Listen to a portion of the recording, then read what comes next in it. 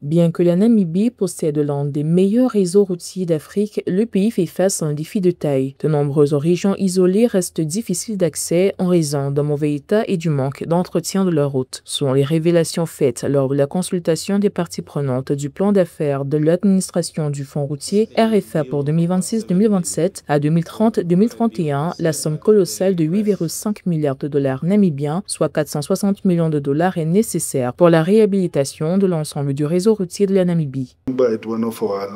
Je me souviens que lors de l'une de nos dernières séances, une recommandation ou un appel avait été lancé pour supprimer les taxes sur le carburant. Je prévois de mener une étude approfondie à ce sujet, mais parfois une représentation visuelle suffit à démontrer à quel point nous en dépendons fortement. Et bien que ces dépendances existent, nous parlons d'un déficit de financement compris entre 8,5 milliards de dollars namibiens et 4,2 milliards de dollars namibiens. C'est de ce déficit de financement que nous parlons.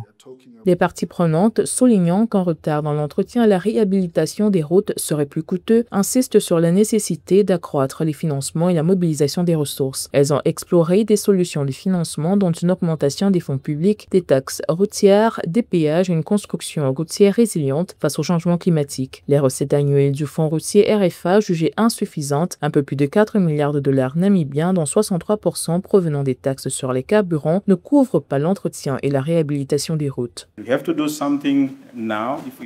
Nous devons agir dès maintenant. Si nous ne le faisons pas, nous allons constater un impact énorme, non seulement en termes de détérioration, mais aussi en ce qui concerne les coûts d'exploitation des véhicules qui vont augmenter. Et je fais ici référence uniquement à nos principaux corridors de transport, à moins que nous ne réalisons dès aujourd'hui les investissements nécessaires. Ces coûts vont augmenter de façon exponentielle dans les années à venir si nous ne faisons rien maintenant.